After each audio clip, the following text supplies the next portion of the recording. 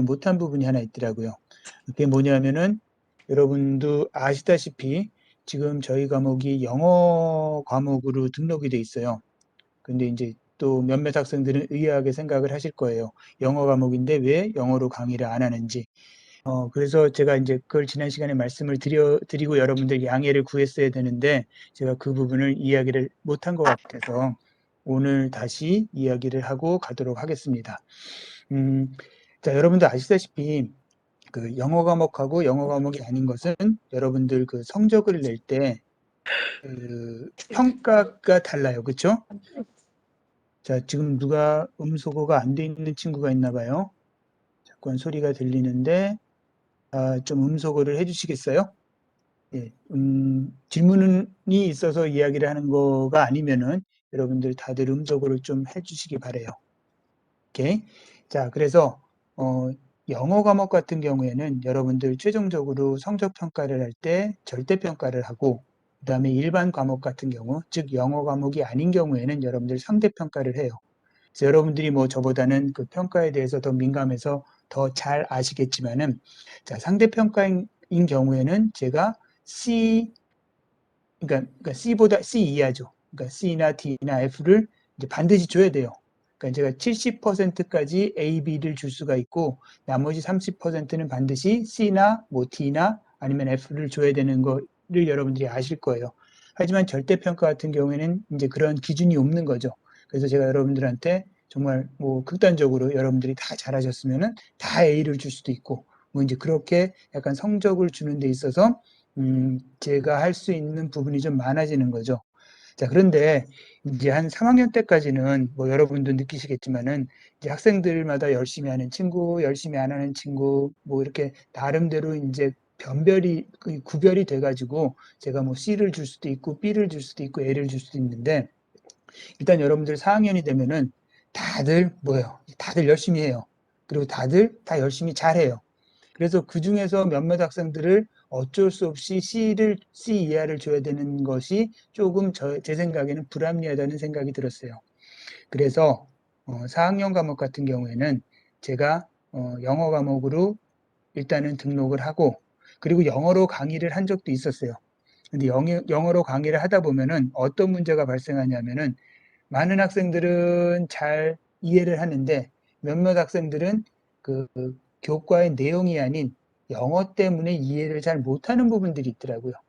그래서 그러니까 무조건 영어로 강의를 하다 보면은 나중에 제가 그냥 한국말로 다시 좀 중요한 부분을 이렇게 얘기하는 부분도 있고 뭐 그런 일이 몇 번 있어서 사실은 교육의 어떤 그 의사소통이라든지 질적인 차원에서는 이 한국어, 그러니까 우리나라 말로 강의를 하는 게 제일 좋기는 하겠죠. 자, 그래서 이제 이런저런 이유로 정리를 하면은 이 고분자공학 2가 영어 과목이 돼 있는 이유는 여러분들한테 제가 절대평가를 할 수 있어서 조금 더 그 성적을 좀 잘 줄 수 있는 이제 그러한 것으로 제가 이걸 영어 과목을 등록을 해 놓은 것이고 따라서 강의 전반적인 것은 제가 그냥 우리나라 말로 강의를 할 거예요. 자, 제가 이제 여러분들의 편의를 봐주기 위해서 이렇게 말씀을 드리고 이렇게 운영을 하는데도 또 어떤 학생들은 그런 불만이 있는 학생들이 있어요. 아니, 왜 영어 과목인데 영어로 강의를 안 해? 난 영어로 듣고 싶어. 그러면서 이거를 막 이제 얘기를 하고 다니면은 나중에는 결국은 종국에는 제가 이거를 우리나라 말 강의를 하려면은 그냥 한국어 강의를 하든지 아니면 진짜 절대평가를 하고 싶으면은 영어 등록을 하고 영어로 강의를 하든지 이제 이렇게 될 거예요. 근데 그런 경우는 어떤 경우가 되든지 간에 여러분들한테 조금 뭐라 그럴까요? 불이익이 되는 부분이 많을 것 같아요. 제 생각에는. 그래서 제가 다시 한번 여러분들한테 양해를 드리는데 이 고분자공학2는 영어 등록으로 된 과목 맞아요. 하지만은 그렇게 해놓은 이유는 여러분들의 그 성적 측면에서 제가 좀 배려를 하기 위해서 해놓은 것이니까 강의를 제가 우리나라 말로 한다고 해서 그것에 대해서 여러분들이 특별히 뭐라고 언급을 안 하시는 게 여러분들을 위해서 그리고 앞으로 이제 여러분들 후배들 이제 4학년 되는 후배들이 있겠죠. 고분자공학 2를 듣는 후배들을 위해서 이제 여러분들이 조금 좋은 일이니까 좀 그렇게 여러분들이 양해를 구하는 바예요. 자, 그러고 이제 그렇게 해서 제가 이제 영어 과목에 대한 그 양해를 여러분들한테 원래는 첫째 시간에 드렸어야 되는데 이제 지금 이렇게 드리고 그 다음은 이제 우리가 첫째 시간에 여러분들하고 이야기한 게 뭐냐면은 한 학기 동안 어떤 식으로 고분자공학 2를 운영을 할 것인지에 대한 이야기를 드렸죠. 그래서 고분자공학 2에서 여러분들이 배울 수 있는, 이제 여러분들이 얻어갈 수 있는 그러한 내용들에 대한 것을 정리해 드리고, 그리고 나서 이제 저희가 하고 있는 게 뭐냐면은 고분자공학 1에 대한 약간의 리뷰를 하고 있어요. 자, 이 리뷰를 하고 있는 이유는 첫째, 이 고분자공학 2는 제가 지난 시간에도 말씀드렸지만은 고분자공학 1이라는 것이 기초가 없으면은 정말 이해가 안 되는 부분들이 많아요. 예를 들어 뭐 PS 그러는데 PS가 뭐야? 이제 이렇게 나오면은 고분자공학 2에서 여러분들이 강의를 듣는데 굉장히 힘들어진단 말이죠. 그래서 지금 고분자공학 1에서 여러분들이 배웠던 것들에 대한 약간의 리뷰를 통해서 뭐 많은 학생들은 다들 기억을 하고 있겠지만은 그렇지 않은 학생 내지는 또는 다 기억하고 있는 학생들이라 할지라도 일종의 리마인드죠. 워밍업을 하는 차원에서 제가 뭐 이번 시간까지 오늘까지는 아마 이제 이 리뷰를 할 거예요. 그리고 이걸 하는 이유 중에 두 번째 이유는 제가 지난 학기에 그 연구년이어가지고 고분자공학 1 강의를 안 했어요. 그래서 여러분들 아마 대부분이 고분자공학 1을 들은 친구들은 대부분이 최소영 교수님한테 들었을 거예요. 그래서 물론 최소영 교수님도 저하고 이제 뭐 상의를 하면서 고분자공학 1 과목을 우리가 이제 내용을 구성을 하거든요.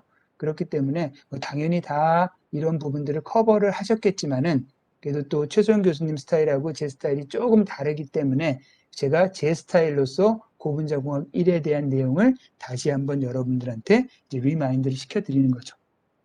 자, 그런 차원에서 아마 오늘까지는 우리 월요일 오늘 수업까지는 고분자공학 1에서 여러분들이 다뤘던 내용, 즉 고분자공학 2를 듣기 위해 여러분들이 기본적으로 꼭 알아야 되는 내지는 머릿속에 남겨두어야 될 내용들에 대한 것을 리뷰를 좀 하도록 할게요.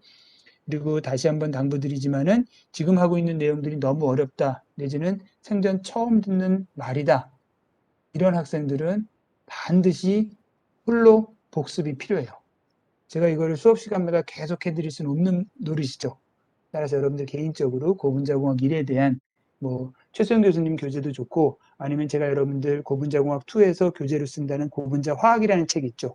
거기 앞부분이 지금 제가 말씀드리는 내용들을 포함을 하고 있거든요. 그래서 그 부분을 여러분들이 조금씩 공부를 해가지고 이 고분자공학 1에 대한 그 기초를 여러분들이 다져놔야 될 거예요. 자, 그래서 이제 그 본격적인 수업을 시작해 보도록 하겠습니다. 자, 오늘은 이제 여러분들하고 할 게 뭐냐면은 고분자의 물성에 대한 이야기를 잠시 좀 하려고 그래요. 자, 고분자의 물성은 여러 가지 물성들이 있는데 우리가 일반적으로 여러분들이 알고 있는 저분자 물질, 그러니까 여러분들이 일상적으로 다루었던 저분자 물질과는 조금 구별이 되는 또는 차별화되는 물성이 어디서 나오냐면은 바로 열적 성질하고 그다음에 기계적인 성질 그리고 분자량에서 나와요. 물론 이것 이외에 여러 가지 그 일반적으로 여러분들이 아는 물질과 차별화가 되는 성질들이 많기는 하지만은 가장 대표적으로 여러분들이 알고 있는 일반적인 물질과 대별되는 고분자의 성질이 뭐가 있냐 그러면은 이 세 개가 제가 생각하기엔 가장 대표적이에요. 자, 그래서 이 열적 성질이라는 것은 우리가 이제 전이 온도라는 것에 대해서 이야기를 여러분들이 들었을 거예요. 그다음에 이 기계적 성질에 대한 거는 제가 조금 더 말씀을 드릴 거고 분자량은 우리가 지난 시간에 했었죠. 이 고분자의 분자량은 항상 무슨 값? 그렇죠. 평균값을 갖는다고 그랬죠. 왜? 고분자를 구성하고 있는 체인들의 사슬들의 길이가 다 달라요. 이 다른 것들을 여러분들이 뭉뚱그려서 하나의 대표값을 만들어낼 때는 평균값을 써야 된다고 말씀을 드렸죠. 그래서 이 고분자의 분자량은 평균값이고 따라서 분포를 가지고 있고 이제 이런 이야기를 지난 시간에 여러분들한테 잠깐 드렸어요. 자, 그래서 오늘은 지금 여기에서는 여러분들이 열적 성질하고 기계적 성질에 대한 이야기를 하도록 할게요. 자, 일단 기계적 성질부터 봅시다. 자, 이 기계적 성질은 어떤 것을 이야기하냐면은 여러분들이 어떤 물질이 예를 들어 단단하다, 강하다, 뭐 부드럽다, 내지는 뭐 딱딱하다 이런 표현들이 있죠. 근데 사실은 이런 표현들은 과학적인 용어는 아니에요. 그냥 일반적인 용어죠. 어떤 물질이 강하다 그러면은 그 강하다는 뉘앙스가 사람들 머릿속엔 들어오지만은 그거를 여러분들이 정의를 내려서 강하다는 것에 대한 것을 이야기하기는 힘들 거예요. 뭐가 강한데? 딱딱한 게 강한 거예요? 아니면 질긴 게 강한 거예요? 뭐 그런 것들이 있죠. 따라서 이제 그런 용어들은 우리가 일반적인 사람들하고 대화를 할 때 쓰는 용어고 과학적인 용어로서는 그냥 강하다라고 하면 안 된단 말이죠. 그 강하다는 것은 좀 더 구체적으로 내지는 수량화해서 나타내 줘야지 그게 과학적인 용어예요. 그래서 여러분들이 어떤 물질의 기계적인 성질을 여러분들이 평가를 하려면 뭐를 알아야 되냐면은 SS 커브라는 걸 여러분들이 읽을 줄 알아야 돼요. 이 SS 커브는 뭐냐면은 여기서 이 S는 뭐예요, 여러분들? 잠깐만요. 여러분들 이거는 제가 잘못 썼다.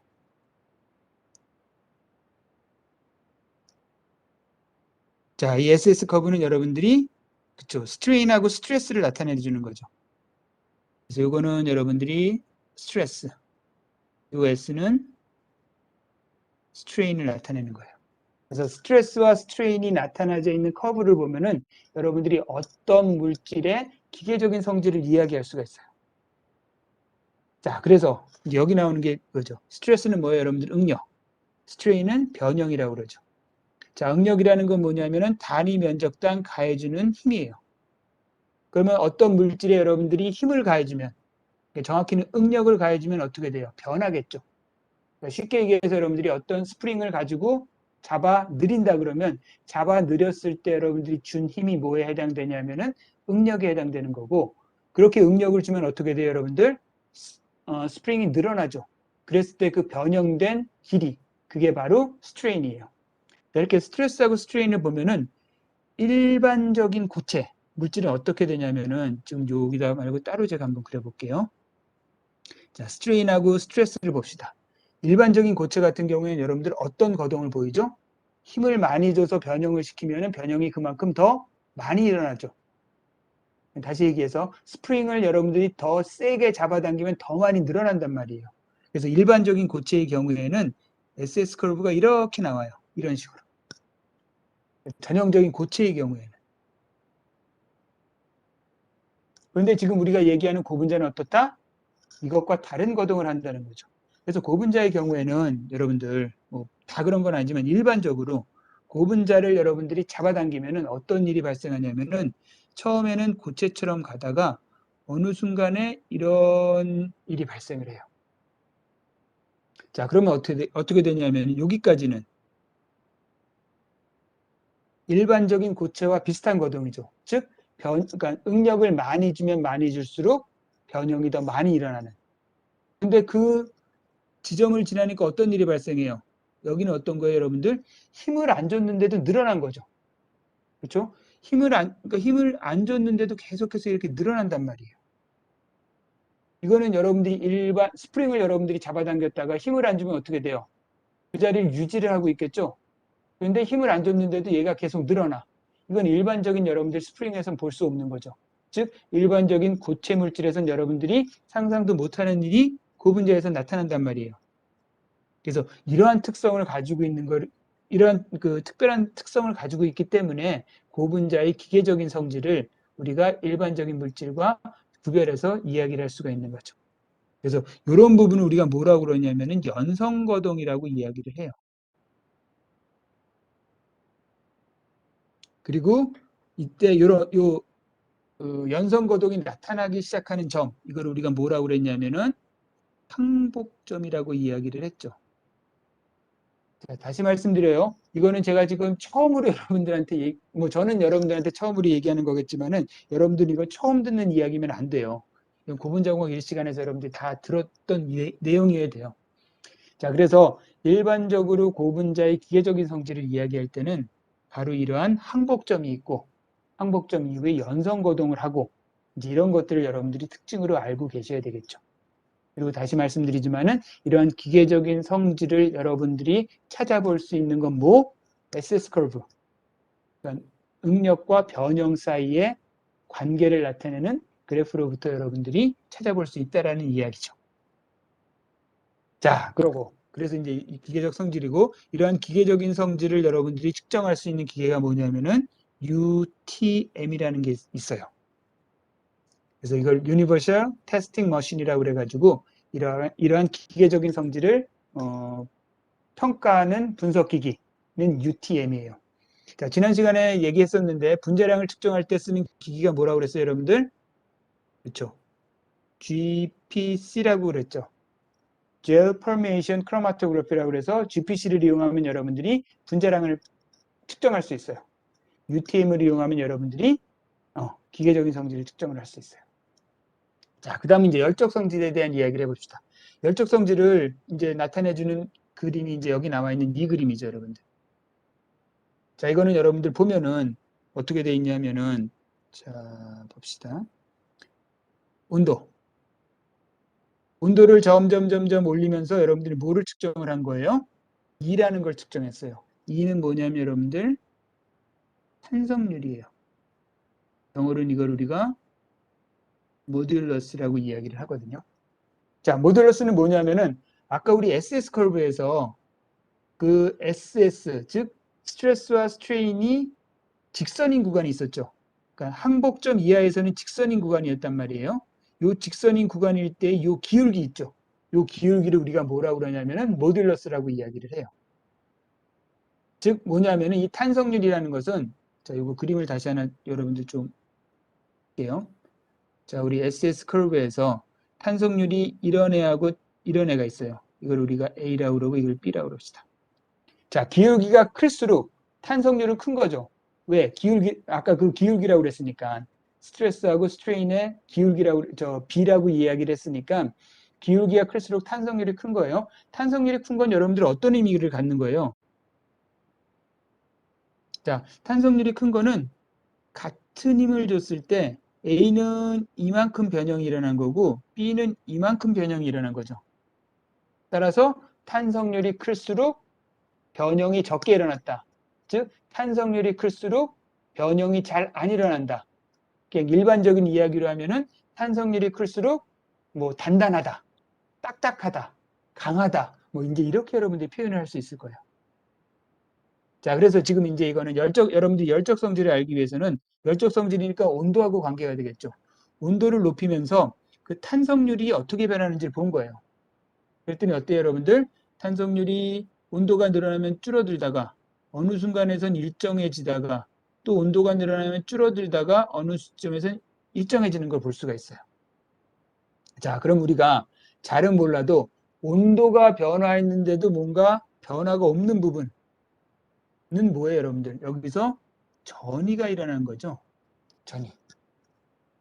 보통은 온도를 여러분들이 변화시키면 그 온도에 따라서 뭔가 물성이 변해야 돼요. 그렇죠? 그런데 온도를 변화시켜도 물성이 안 변하는 구간이 생기죠. 대표적으로 뭐예요, 여러분들? 그렇죠, 여러분들. 물이 얼음이 되거나 또는 물이 수증기가 될 때는 온도를 주면은 그 온도를 준 것이 상을 변화시키는데 역할을 하기 때문에 온도가 거기서는 안 변한단 말이에요. 그리고 물성이 안 변하고 물성이 이제 크게 변하죠, 그럴 때. 자, 이런 부분을 우리가 뭐라고 그러냐면 전이라고 이야기를 해요. 그래서 고분자에서는 이렇게 전이가 크게 두 군데서 일어나요. 그럼 이것은 전이가 일어나는 온도니까 여러분들 뭐라고 그래요? 전이 온도라고 그러겠죠. 그래서 일반적으로 고분자의 경우에는 두 가지 전이 온도를 여러분들이 만날 수가 있어요. 물론 이 중에 하나만 있는 애도 있긴 있어요. 그렇지만 일반적으로 여러분들이 두 개를 만날 수 있다고 배웠을 거고. 자, 그럼 이제 이 전이에 대한 이야기를 잠깐 조금 하기 위해서 뭐냐면은, 자, 1번 구간은 뭐냐면은 굉장히 탄성률이 높죠. 탄성률이 높다는 것은 다시 말씀드리지만 어떤 거예요? 강하다, 딱딱하다, 단단하다 이런 부분이잖아요. 그러니까 우리가 여러분들이 알고 있는 일반적인 물질에 취하면은 뭐에 해당되는 거예요? 고체에 해당되는 거죠. 그런데 고분자에서는 고체라는 말을 잘 안 써요. 고분자에서는 이렇게 딱딱하고 단단하고 강하고 고체에 해당되는 걸 우리가 뭐라고 그러냐면은 글래시하다고 표현을 해요. 우리나라 말로는 아마 여러분들 유리상이라고 배웠을 거예요. 글래시. 그래서 고체 고분자 이런 말은 잘 안 해요, 여러분들. 글래시 폴리머 또는 유리상의 고분자 이런 식으로 많이 쓰죠. 자, 그러다가 이제 여러분들 쭉 내려오면 여기는 뭐예요? 전이가 일어나는 부분이죠. 이때의 전이를 뭐라고 그러냐면 우리가 glass transition이라고 이야기를 해요. 유리전이. 그리고 이때의 온도를 여러분들이 유리전이 온도라고 배웠을 거예요. 자, 그래서 이 유리전이를 지난 다음에는 역시 온도가 지나면 또 탄성률이 떨어지죠. 이 부분을 우리가 뭐라고 그러냐면은 러버리, 고무상이라고 이야기를 하죠. 그러다가 여러분들 고무상이 쭉 떨어지는 부분이 있죠. 그럼 여기서 뭐가 일어나냐면은 고무상이 플로우상으로 변해요. 이걸 우리가 이제 유동상이라고 이야기를 하거든요. 자, 여기서 고분자에서는 리퀴드라는 얘기를 안 써요. 그러니까 액체 고분자라는 말은 안 써요. 여러분들 아마 여러분들 들어봤을 거예요. 액체 고분자라는 말은 아마 못 들어봤을 거예요. 그래서 고분자는 이렇게 액체가 되면 여러분들 특징이 뭐예요? 흐를 수가 있죠. 흐를 수가 있는 걸 액체라고 그러잖아요. 유체라고 여러분들 얘기하잖아요. 여러분들 유체역학을 배웠잖아요. 그렇죠? 2학년 때. 자, 이렇게 그러니까 액체가 되면은 흐르는 상태가 되기 때문에 고분자에서는 이렇게 액체인 것 같은 상태를 뭐라고 그러냐면은 플로우상, 유동상이라고 이야기를 해요. 그래서 온도가 아주 높아지면 완전히 흘러지는 부분이 생기죠. 자, 그럼 이렇게 그 러버리에서 플로우로 넘어가는 부분에서는 또 전이가 한번 일어난다고 그랬죠. 이때 이걸 우리가 뭐라고 그래요? 플로우는 액체에 해당되는 거니까 고체가 액체가 된 거잖아요. 따라서 여기 우리가 멜팅, 녹았다고 이야기를 하죠. 그래서 우리가 이거를 melt라고 이야기를 하죠. 그래서 고분자에서는 크게 두 가지의 전이 온도를 여러분들이 만날 수가 있어요. glass transition temperature하고 melt temperature. 그러니까 우리나라 말로 하면 유리 전이 온도하고 녹는 점 두 개를 여러분들이 만날 수가 있죠. 그리고 이제 이거에 관련되는 얘기들을 조금 더 많이 들었을 거예요. 그런데 그건 이제 여러분들이 나름대로 정리를 해 두시기 바라고.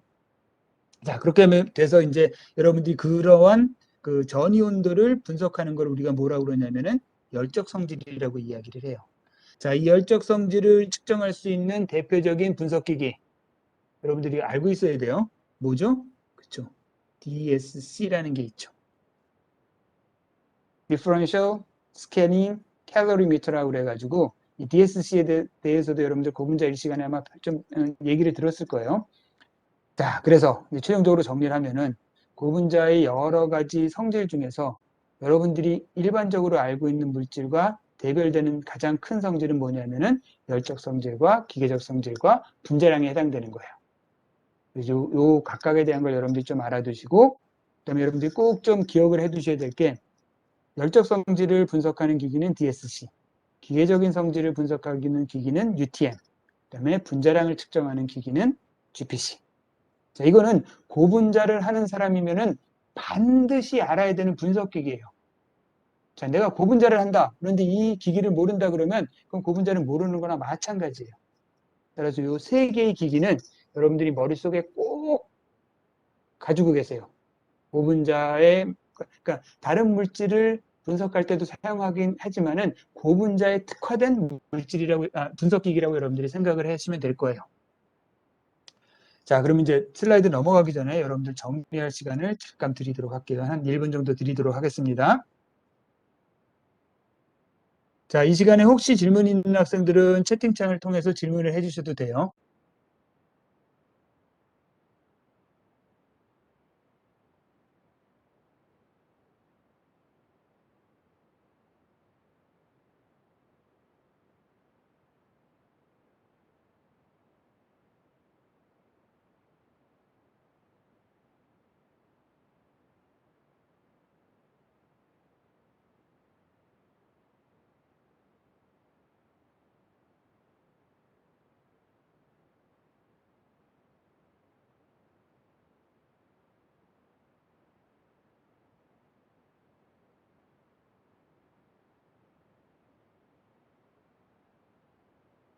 자, 제가 여러분들한테 이렇게 정리 시간을 드리는 거는 물론 이제 여러분들이 이거를 뭐 캡처하거나 뭐 하거나 다 여러분들이 가질 수가 있는데 제가 여러분들한테 그 부탁드리고 싶은 거는 이런 것들을 자기 나름대로 좀 정리를 자기 노트를 만들어서 또는 자기 PPT를 만들어서 정리를 해 놓으시는 게 좋아요.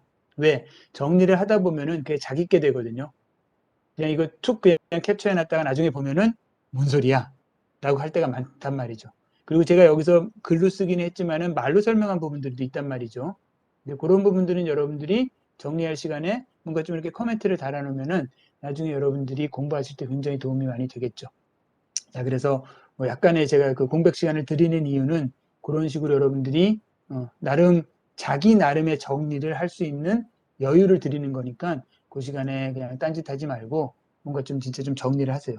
여러분들이 이거 뭐 고분자공학 나중에 시험 볼 때 공부할 거지 중간중간에 따로 공부는 안 할 거 아니에요. 시간 내서. 그러니까 이렇게 수업 시간에 여러분들 그 시간에 이렇게 좀 정리를 해놓으면은 여러분들이 나중에 공부할 때 도움이 많이 될 거예요.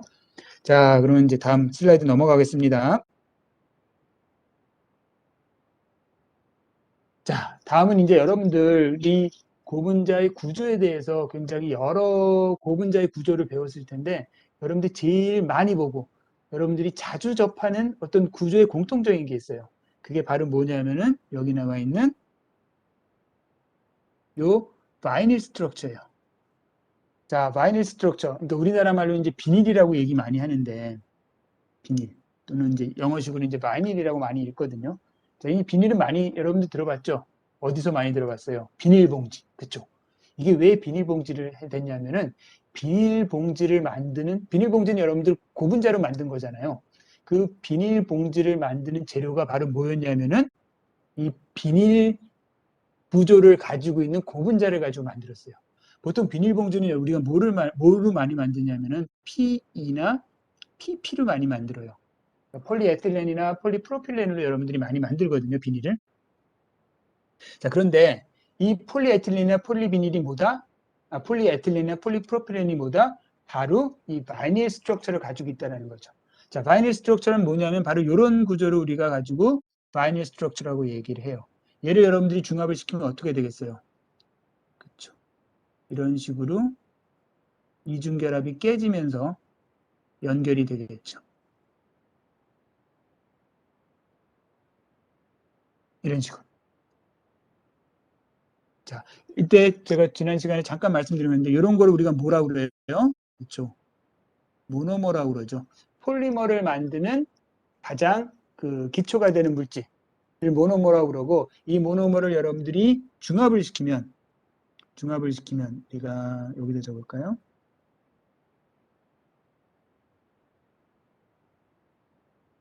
폴리머라이제이션을 시키면 여러분들이 뭐를 얻는다? 그렇죠. 폴리머를 얻는다는 거죠. 자, 그래서 이렇게 여러분들이 바이닐 스트럭처를 가지고 있는 거는 특별한 구조를 가지고 있기 때문에 여러분들이 그 구조를 보면 얘가 바이닐이다 아니다라는 걸 알 수가 있어요. 그럴 때 이때 요 A에 해당되는 부분 있죠. 요 A에 해당되는 부분이 이제 여러 가지 물질을 바뀌겠죠. 여기에 H가 붙으면 그걸 우리가 에틸렌이라고 부르고 Cl이 붙으면 바이닐 클로라이드라고 부르고 여기에 CH3가 붙으면 프로필렌이라고 붙여요. 그럼 이제 이것으로부터 이제 이름이 나오는 거죠. 에틸렌을 여러분들이 중합을 시키면 뭘 얻어요? 폴리에틸렌을 얻죠. 폴리바이닐 클로라이드를 여러분들이 중합을 시키면 폴리바이닐 클로라이드. PVC. 우리 PVC 파이프 얘기 여러분들 많이 듣죠? 그때 그 파이프의 재료가 되는 게 바로 PVC고 그 PVC는 바이닐 스트럭처를 가지고 있는 거예요. 얘를 여러분들이 중합을 시키면은 PP가 나오겠죠, 당연히. 그 다음에 스트라이렌을 여러분들 중합을 시키면은 폴리스트라이렌이 나오죠. 자, 그래서 여러분들이 고분자공학 1시간에 배웠던 많은 고분자들 있죠. 그 고분자들 중에 대부분이 이러한 바이닐 스트럭처를 가지고 있기 때문에 이 바이닐 스트럭처는 굉장히 우리 주변에서 여러분들이 많이 볼 수 있고 굉장히 흔하게 접할 수 있고 굉장히 중요성이 높은 그러한 고분자들이에요. 다시 말씀드리면 비닐봉지. 여러분들 비닐봉지가 PP나 PE로 만들어졌다는 것은 사실 고분자 하기 전에는 아마 몰랐을 거예요. 그렇죠? 그리고 그것이 바이닐계 고분자였다. 이건 정말 더더군다나 몰랐을 거고. 그래서 이런 식으로 바이닐계 고분자는 우리 주변에서 여러분들이 많이 만나고 그 구조적인 특징을 가지고 있기 때문에 여러분들이 눈여겨보아야 될 그러한 고분자들 중에 하나예요. 자, 그래서 이거는 뭐 여러분들 특별히 더 정리할 부분은 없을 것 같아요. 제가 뭐 많이 쓴 게 없어가지고. 자, 그래서 이제 다음으로 넘어가도록 하겠습니다. 자, 다음은 이제 본격적으로 이제 이렇게 해가지고 우리가 고분자 공학 1에서의 리뷰를 마치도록 할게요. 사실은 이거 말고 더 해줄 얘기도 있고 더 깊게 들어갈 수 있는 이야기도 있긴 하지만은 우리가 이 수업 시간은 고분자 공학 2이기 때문에 1에 대한 얘기는 이 정도로 마치기로 하고 다시 한번 말씀드려요. 이 1의 내용이 지금 굉장히 낯설다 이런 친구들은 반드시 홀로 공부를 해야 되겠죠, 이제는. 홀로 여러분들이 교과서라든지 아니면 자료를 가지고 공부를 해서 거기 있는 내용들을 여러분들 어느 정도, 마스터 해줘야 되겠죠. 자, 이거 이외에 제가 여러분들한테 사실은 좀 더 말씀드려야 될 부분이 뭐가 있냐면은, 바로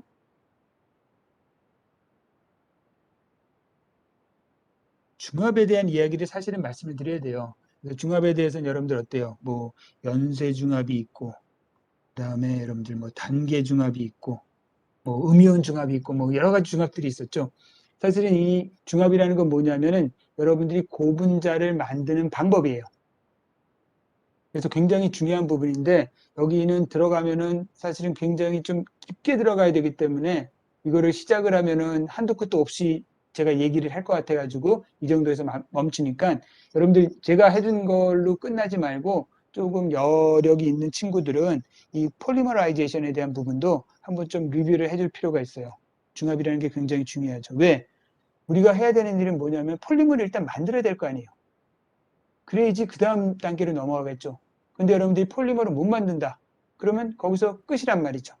그래서 이 폴리머를 만드는 방법이 뭐? 폴리머라이제이션, 중합이죠. 그래서 이 폴리머라이제이션에 대한 건 제가 더 언급을 안 드리지만은 여러분들이 사실은 좀 머릿속에 꼭 가지고 있어야 될 개념이에요.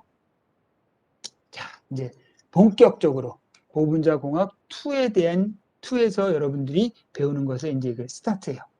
자, 고분자 공학에서는 2에서는 제가 여러분들 뭐를 중요시 한다고 말씀을 드렸냐면은 바로 고분자라는 물질,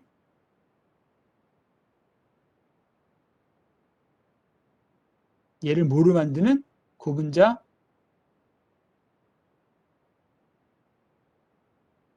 제품으로 만드는 것이 우리가 고분자 가공이라고 이야기한다고 그랬어요.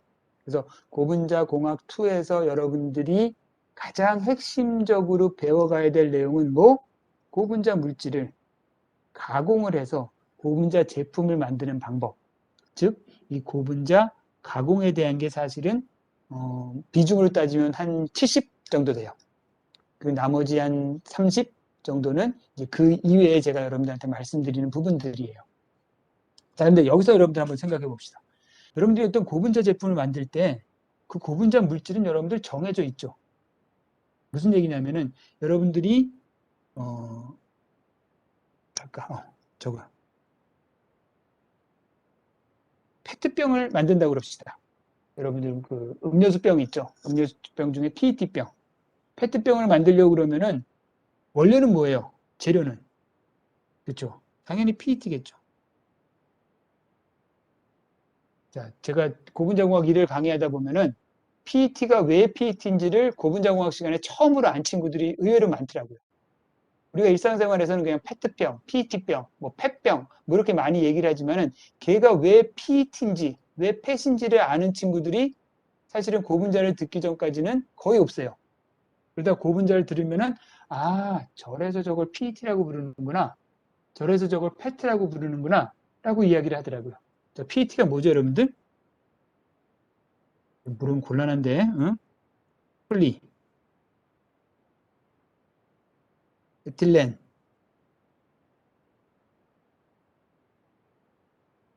테라프탈레이트죠. 폴리에틸렌 테라프탈레이트라는 긴 이름을 우리가 PET라고 줄여서 이야기하는 거예요. 자, 여러분들이 편의점 가가지고 아저씨 맥주 폴리에틸렌 테라프탈레이트 병 주세요. 이렇게 얘기하면 아저씨가 알아듣겠어요? 못 알아듣겠어요? 당연히 못 알아듣죠. 그래서 이걸 줄여가지고 사람들이 그냥 PET라고 불러요. 또는 이거를 그냥 PET가 뭔지도 모르고 그냥 펫 또는 페트병이라고 부르는 거잖아요. 그런데 이제 우리는 고분자를 배운 사람이니까 이 정도는 알아야 되겠죠, 여러분들. 어디 가서 폴리에틸렌 프탈레이트 병 주세요라고는 하지는 않을지언정 PET가 이런 거야 라고 알고 뭐 가끔 가다가 자랑도 할 수가 있겠죠. 자, 아무튼 그러면 이제 제가 지금 여기서 여러분들한테 얘기하고자 하는 바는 뭐냐면은 자, 우리가 이제 이거는 알아요. PET병이라는 제품을 만들기 위해서는 재료로서 PET가 필요하다. 그러면 이제 여러분들 이러한 재료들은 여러분들 많이 배웠죠. 뭐 PE라는 것도 배웠고 PE는 뭐예요? 비닐봉지 만드는 거. 비닐봉지 만들 때 또 PP도 쓸 수가 있고 그다음에 일회용 용기 있죠. 일회용 접시 같은 거는 우리가 PS로 많이 만들어요. 그다음에 뭐 이런 페트병은 PET로 만들고 뭐 또 좀 어렵게는 여러분들 뭐 ABS라는 수치도 이야기 들어봤을 거고 또는 아까 파이프 만드는 게 뭐였어요? PVC였죠. 파이프를 만들기 위해서는 원료로 뭐가 필요하다? 그러니까 파이프라는 제품을 만들기 위해서는 원료로서 PVC가 필요한 거잖아요. 자, 이런 많은 원료들을 알아 이제 여러분들이 고분자공학 일을 통해 가지고 해가지고 그런데 여기서 또 문제가 하나 있단 말이죠. 얘네들을 만드는 원료는 뭘까요? 얘네들을 만드는 원료. 무슨 얘기냐면은 여러분들 PET는 뭐로부터 만들어요? PET는 그렇죠. 그러니까 이거를 만들기 위해서는 기본적으로 모노머가 필요해요. 그러니까 예를 들어서 여러분들이 PE를 만들기 위해서는 P의 모노머가 뭐예요, 여러분들? 에틸렌이란 말이에요. PP를 만들기 위해서는 원료가 뭐가 필요해요? 그렇죠? 프로필렌이 필요하죠. PET를 만들기 위해서는 원료가 뭐가 필요해요, 여러분들? 이거는 여러분들 그 모노머가 하나가 아니에요. 이거는 여러분들 에틸렌 글라이콜이라는 애하고 여러분들이 테레프탈릭 엑시드라는 애 두 개를 여러분들이 반응을 시켜가지고 만드는 거죠. 여기서 여러분들이 알 수 있는 게 모노머하고 반복 단위는 항상 똑같지는 않아요. 그러니까 바이닐계 고분자 같은 경우에는 모노머와 반복 단위가 서로 같아요. 하지만 다른 폴리머들은 그 모노머하고 반복 단위가 다를 수가 있어요. 제가 여러분들 아마 고분자 공학 1시간에 얘기 들었어야 되는 것이니까 이제 제가 이 정도로 이야기를 하고 자, 아무튼 지금 제가 여기서 하고자 하는 것은 우리가 고분자 제품을 만드는 원료로서 고분자를 알아요. 그럼 그 고분자를 만드는 원료도 알아요. 그런데 여기서 또 하나 알아야 될 게 뭐냐면 그럼 얘네들은 여러분들 어디서 오는 거예요?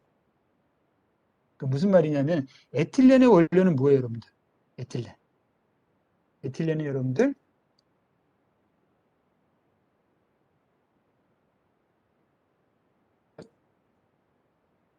자, 그러니까 P의 원료는 아까 제가 말씀드린 에틸렌이에요. 그럼 이 에틸렌을 만드는 건 어디서부터 올까요, 여러분들? 자, 여러분들 생각하기엔 굳이 저것까지 알 필요가 있냐? 라고 이야기할지 모르겠지만은 사실 이걸 제가 말씀드린 이유는 왜 그러냐면은 이것이 바로 여러분들이 하고 있는 화학공학하고 굉장히 밀접한 관계가 있기 때문에 여러분들한테 이 주제를 꺼내는 거예요. 그러니까 이 고분자라는 거를 제가 그 처음 시간에도 말씀을 드렸지만은 고분자라는 과목을 화학공학에서 강의할 수밖에 없는 어떤 숙명적인 얘기가 여기서 나와요. 그거는 뭐냐면 이게 고분자를 여러분들이 한다는 건 고분자 제품을 아는 거죠. 고분자 제품을 알기 위해서는 고분자 제품을 만드는 원료를 알아야 되겠죠. 고분자. 그럼 그 고분자를 만드는 또 원료인 모노머를 알아야 되겠죠. 그럼 그 모노머를 만드는 원료를 또 알아야 되겠죠. 그렇게 따라 가다 보면은 제가 한번 써볼게요. 여러분들이 고분자 제품을 만들기 위해서는 고분자 물질을 알아야 되겠죠. 고분자 물질을 알기 위해서는 얘를 만드는 원료를 알아야 되겠죠. 그거에 해당되는 게 모노머 같은 거죠. 그 모노머를 알기 위해서는 그 모노머를 만드는 또 원료를 알아야 되겠죠. 이걸 이렇게 쫓아가다 보면은 고분자 제품의 뿌리를 찾아가다 보면 여기서 결국 여러분들이 만나는 게 뭐냐면은 바로 원유를 만나요. 원유. 원유가 뭐예요, 여러분들? 원유 그럼 여러분들 너무 친숙하죠? 화학공학에서 다루는 게 뭐예요, 여러분들? 결국 이 원유에 대한 것을 다루기 위해서 화학공학이라는 과가 만들어졌어요. 자, 제가 이거는 나중에 다시 한번 좀 말씀드릴게요. 화학공학과라는 과가 만들어진 배경은 뭐냐면은 이 원유를 잘 다루기 위해서 이 화학공학과라는 게 만들어졌어요. 자, 그건 제가 나중에 이야기를 할게요. 자, 그래서 결국은 고분자라는 거는 화학공학과는 뗄래야 뗄 수 없는 관계에 있다는 거죠. 뗄래야 뗄 수 없는 관계. 자, 그래서 그거에 대한 이야기를 이제 여러분들한테 잠깐 드릴 거예요. 그리고 이것이 여러분들이 고분자공학 2에서 배워야 될 내용 중에 하나죠. 정리를 하면은 고분자 제품의 원료를 찾아가다 보면 결국은 여러분들이 원유를 만나게 되고 이 원유에 대한 것은 화학공학과에서는 숙명적인 거예요. 여러분들이 배웠던 물질 전달 또는 열 전달 이런 모든 과목들이 사실은 이 원유를 정제하기 위해서 즉 정유하기 위한 기본적인 지식을 제공해주는 과목들이에요, 사실은. 자, 아무튼 그래서 결론은 고분자 제품을 알기 위해서는 여러분들이 원유까지 가야 된다. 그리고 이 원유는 화학공학과다. 자, 한 1분 정도 여러분들 정리할 시간을 드리도록 할게요.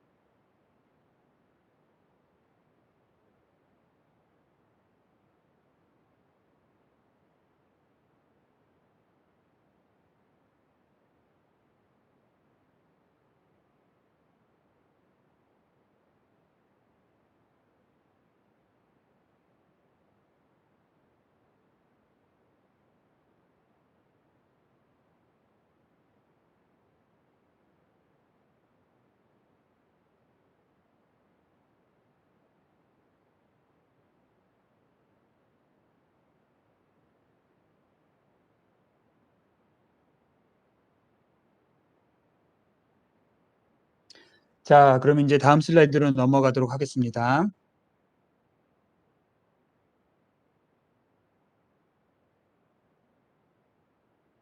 자, 원유는 이제 우리가 크루드 오일이라고 그러죠. 자, 이 원유에 대해서는 여러분들 뭐 다른 과목, 다른 수업 시간에도 귀에 딱지가 들을 정도로 귀에 딱지가 앉을 정도로 들었을 것 같은데, 그래서 여기서 잠깐만 이야기를 할게요.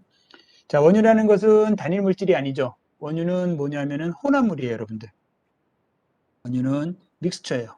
어떤 믹스처? 탄소가 한 개짜리인 것부터 탄소가 여러 개 붙은 것들이 섞여 있는 거예요. 즉, 탄소 하나짜리 물질, 두 개가 붙은 물질, 세 개가 붙은 물질, 네 개가 붙은 물질. 이렇게 해서 탄소가 200개 정도 붙은 물질이 하나로 뭉뚱그려져 있는 거죠. 자, 여기서 이제 이렇게 혼합물 중에서 이 혼합물 자체, 그러니까 원유 자체는 별 쓸모가 없어요. 여러분들 원유를 자동차에 자동차 연료로 사용할 수는 없죠, 직접적으로. 여러분들 원유를 기름통에 부어가지고 여러분들이 자동차를 굴릴 수 없단 말이에요. 이 원유가 원유를 여러분들이 제대로 사용하기 위해서는 여기서 어떻게 돼요, 여러분들? 분리를 해야 되겠죠. 분리. 뭐에 따라서? 탄소의 개수에 따라서 분리를 해줘야 돼요. 예를 들어 탄소가 1개에서 5개 붙은 애, 탄소가 6개에서 10개 붙은 애, 탄소가 10개에서 20개 붙은 애, 이런 식으로 길이가 비슷한 애들끼리 우리가 이거를 분리를 해야 돼요. 그래야지만 좀 더 효율적으로 여러분들이 원유를 사용을 할 수가 있어요. 그리고 이렇게 분리하는 과정을 우리가 뭐라고 그래요? 그쵸, 여러분들. 정유라고 그러죠, 정유. 그러니까 우리나라에 크게 4개의 정유 공장들이 있었어요. 지금은 여러분들 이름이 바뀌어서 잘 모르겠지만은 4개의 큰 정유 공장들이 있었는데 이 정유 공장들에서 하는 일이 뭐냐면은 저쪽 중동이라든지 미국이라든지 이런 데서 원유를 사다가 얘를 길이가 비슷한 애들끼리 분리를 하는 작업을 하고, 그렇게 길이가 비슷한 애들끼리 분리해가지고 그게 하나의 제품이 돼가지고 이제 여러분들이 판매를 하는 거죠. 그랬을 때 이 분리를 하는 기법이 뭐예요, 여러분들? 그렇죠. 바로 증류에 의해서 분리를 하죠. 자, 이러니까 여러분들 너무 막 마음에 와닿지 않아요? 여러분들이 3학년, 뭐 2학년 때, 3학년 때, 특히 3학년 때 배웠던 많은 과목들이 거기서 항상 하고 있는 얘기가 뭐예요? 증류. 특히 물질 전달 같은데 하는 건 뭐예요? 증류에 대한 이야기를 하죠. 뭐 단수 계산하고 뭐 어쩌고저쩌고 하고 그게 다 뭐였어요, 여러분들? 증류였단 말이죠. 왜? 그 지식을 알아야지 여러분들이 정유 공장으로 가거든요. 그래서 예전에는 화학공학이 만들어진 이유는 뭐냐면은 정유 공장 때문에 사실은 만들어진 과목이에요. 뭔가 정유를 잘해야 되는데 정유에 대한 기술자가 없어. 기계공학과 없어. 금속공학과 없어. 뭐 전기전자공학과 없어. 이러니까 그러면 정유를 잘하는 사람들을 조금 키워야 되겠다. 그런 인재를 양성을 해야 되겠다 싶어가지고 정유에 관련되는 과목만 모아가지고 과를 하나 만들었어요. 그게 뭐 화학공학과예요. 그래서 여러분들은 화학공학과는 이 원유와는 뗄래야 뗄 수가 없는 숙명적인 관계에 있다는 게 바로 여기서 나오는 거죠. 자, 이렇게 해서 그런데 이제 저희가 하려고 하는 건 뭐냐면 이렇게 이제 원유를 가지고 여러 가지 이제 여러분들 사업을 하는 걸 우리가 석유화학산업이라 하는데 석유화학산업은 크게 두 개로 나눠요. 바로 석유정제공업. 이게 지금 제가 말씀드린 정유. 그리고는 정유가 아니고 어떤 기본적인 유기화합물을 생성을 하는 그러한 분야가 있어요. 그래서 요 정유하고 화합물을 생산하는 것을 합쳐서 우리가 석유화학산업이라고 하고 우리 화학공학과에서는 이거는 어떻게? 당연히 해야 되는 거. 당연히 하고 있는 거. 그리고 지금 제가 말씀드리는 게 바로 뭐 고분자 물질의 뿌리를 찾아가 봤더니 결국은 어떤 원료를 찾아야 되는데 그 원료를 어디서 만든다? 바로 여기서 만든다는 거예요. 그걸 우리가 이제 다른 말로 유기공업 화학이라는 이야기라도 쓰거든요. 그래서 어떤 대학들은 화학공학과 말고 공업화학과가 있는 데가 있어요. 이 공업화학과에서는 하는 일은 뭐냐면은 정유보다는 여기에 더 포커스를 맞춰가지고 강좌가 진행이 되겠죠. 하지만 이 홍대 화학공학과에서는 정유도 하고 유기공업도 공업화학도 해요. 이 유기공업화학 중에서 특별히 뭐를 더 우선시한다? 고분자를 더 우선시해서 여러분들한테 강의를 하는 거죠. 자, 그래서 이 원유를 그러니까 증류를 통해 가지고 그러니까 정제하는 거, 이 정유에 대해서는 여러분들이 다른 과목에서 많이 들었을 테니까 여기서는 깊게 안 다루고 우리는 여기서 뭐 어떤 거? 이 부분, 이 유기 공업 화학에 대한 거를 주로 여러분들하고 이야기를 하려고 그래요. 자, 여기는 제가 뭐 많이 적은 게 없으니까 아주 잠깐만 시간을 드리도록 할 테니까 여러분들 정리를 하도록 합시다.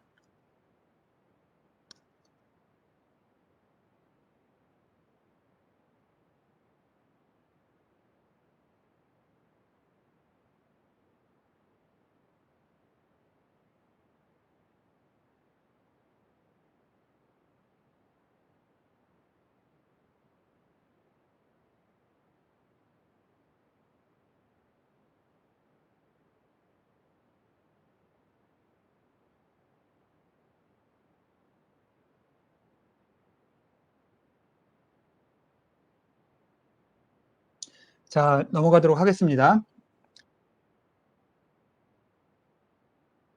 자, 그래서 이제 지금부터 이야기하려고 하는 거는 석유화학 산업에서 정유 이외에 유기공업화학에 해당되는 것, 즉 어떤 기본 유기화합물을 만드는 것에 대한 건데 그 기본 유기화합물 중에 7개가 가장 기초가 되는 것들이에요. 어떤 것들?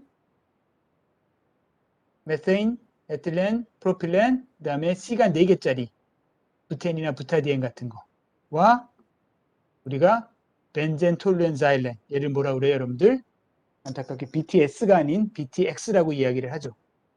그러니까 예전부터 이 화학공학과에서는 BTS가 나올 거를 미리 예견을 하고 있었어요. 그래서 BTX라는 것을 가지고 있죠. 자, 보면 뭐예요, 얘는? C가 1개짜리, 얘는 C가 2개짜리, 얘는 C가 3개짜리, 얘는 당연히 C가 4개짜리. 그리고 얘네들은 뭐예요, 여러분들? 선형이죠, 리니어. 그냥 체인이 이렇게 돼 있는 거예요. 뭐 체인까지는 아니겠죠. 뭐 C가 뭐 많이 붙어봤자 4개 붙어야 되니까. 하여튼 그냥 선형이 내고, 벤젠톨루엔 자일렌은 어떻게 생겼어요, 여러분들? 기본적으로 얘를 가지고 있는 거죠. 얘는 따라서 방향족이에요. 방향족의 화합물. 그래서 이렇게 리니어한 애 4개, 방향족을 가지고 있는 애 3개 합쳐서 이 7개가 기본 유기화합물이에요. 여기서부터 모든 화학 물질을 사람들이 만들 수 있다라는 거예요.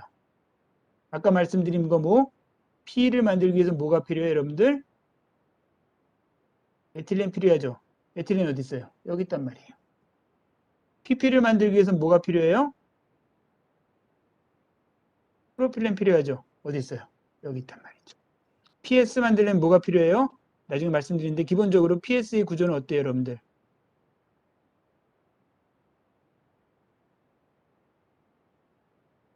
이거죠. 뭐가 필요해요? 벤젠 필요하죠? 벤젠 어디 있어요? 이렇게. 그러니까 여러분들이 알고 있는 대부분의 고분자들은 이 7개를 잘 조합을 하면은 만들 수 있다는 거예요. 오케이? 자, 그리고 여러분들한테 하나 말씀드릴게. 요거. 이거를 우리가 요즘 뭐라고 불러요, 여러분들? 여러분들은 별 부담 없이 이거를 자일렌이라고 부를 거예요. 그렇죠? 근데 옛날에 이걸 우리가 뭐라고 불렀어요? 프실린이라고 불렀어요. 그래서 어떤 책에는 뭐 요즘은 그런 책이 거의 없지만 어떤 고분자나 화학 책에는 얘를 크실렌이라고 부르는 경우도 있어요. 자일렌이라고 안 부르고. 이건 왜 그러냐 하면은 이거는 일본에서, 그러니까 우리나라가 근대화가 되면서 대부분의 과학 서적들이 미국에서 직접 들어온 게 아니고 일본을 거쳐가지고 들어오는 경우가 그 당시는 대부분이었어요. 요즘 그렇진 않지만. 근데 일본으로 거쳐 들어올 때 일본 사람들은 자기 나름대로 신조어를 굉장히 많이 만들어요. 그래서 이 자일렌을 그 사람들은 크실린이라고 불러요. 그래서 여러분들 그 이거를 우리는 보통 이제 자이라고 읽잖아요. 근데 옛날에 이걸 뭐라고 그랬냐면 크사이라고 읽었어요. 이건 저도 왜 그런지 모르겠지만 이 X에 대한 걸 일본 사람들은 약간 크 발음이 나게 읽는 경우가 있더라고요. 그래서 자일렌을 예전에는 크실렌이라고 불러가지고, 그러니까 제가 이 말씀을 드리는 이유는 여러분들이 가끔 크실렌이라는 그 명칭을 볼 때가 있을 거예요. 그럴 때는 이게 뭐지? 그러면 자일렌이라는 거 여러분들 알아두시면 되죠. 자, 그럼 정리해서 이렇게 선형인 4가지의 기본 유기화합물, 그 다음에 방향적을 포함하고 있는 3가지의 기본 유기화합물들, 이 7개가 기본이 돼서 여러분들이 알고 있는 고분자의 원료들은 거의 다 만들 수가 있어요. 그리고 얘네들은 어디서부터 온다? 아까 말씀드린 원유를 정유하는 과정에서 여러분들이 얻을 수가 있는 거죠. 자, 그거에 대한 이야기는 우리 잠깐 쉬었다 합시다. 지금 11시 55분이니까 우리 10분만 쉴게요. 그러니까 12시 5분. 우리 12시 5분에 여러분들 수업을 다시 시작하도록 할 테니까 가서 뭐 화장실에 갔다 오거나 물 좀 먹거나 이러시고, 혹시 질문 있는 친구는 지금 질문을 하셔도 됩니다. 예, 이따가 12시 5분에 뵐게요. 죄송합니다. 여러분들도 아시겠지만은 이 보강날짜 잡는 게 사실은 그렇게 쉽지가 않거든요. 그래서 진도에 큰 문제가 없으면은 따로 보강 날짜는 하지 않도록 하겠습니다. 그리고 이제 그래서 그 다음부터는 이제 3월 9일 이후부터는 여러분들 그 접속을 할 때 제가 알려드린 웹사이트에서 개인적으로 접속을 하면 안 돼요. 지금은 이제 여러분들이 제가 개인적으로 개설을 하고 여러분들도 개인적으로 접속을 하는 거거든요. 근데 이러는 이유는 수강 정정 기간이기 때문에 이제 그 등록이 안 된 학생들은 수업에 원래 들어올 수가 없어요. 클래스 룸을 통해서 하면은. 그래서 이제 그런 학생들을 위해 가지고 개인적으로 강의실을 개설을 하고 여러분들 개인적으로 들어오는데 3월 8일이 지나면은 여러분들 반드시 아이고 잠시만요. 여러분들 반드시 클래스룸을 통해 가지고 여러분들 접속을 하셔야 돼요. 제가 이제 클래스룸에 여러분들 강의 시작하기 전에 여러분들 뭐 몇 주차 강의 있죠. 거기다가 제가 이 강의실을 등록을 해 놓을 거예요. 그럼 여러분들 그거를 통해서 들어오시고 제가 이제 그런 식으로 등록을 해 놓으면은 여러분들 뭐 다 아시겠지만은 외부에서 개인적으로 들어올 수가 없어요. 그래서 반드시 여러분들 3월 8일 이후에는 클래스룸을 통해서 수업을 들어오셔야 돼요. 그리고 3월 8일 이후에는 여러분들 제가 수업 시작하기 전에 이름을 부를 거예요.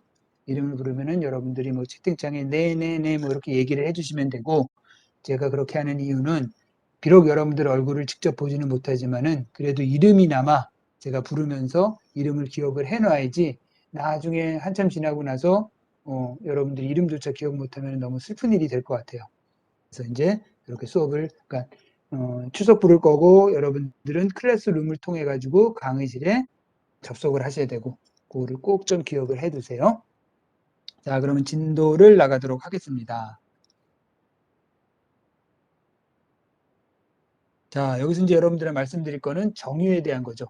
자, 아까 말씀드린 것처럼 여러분들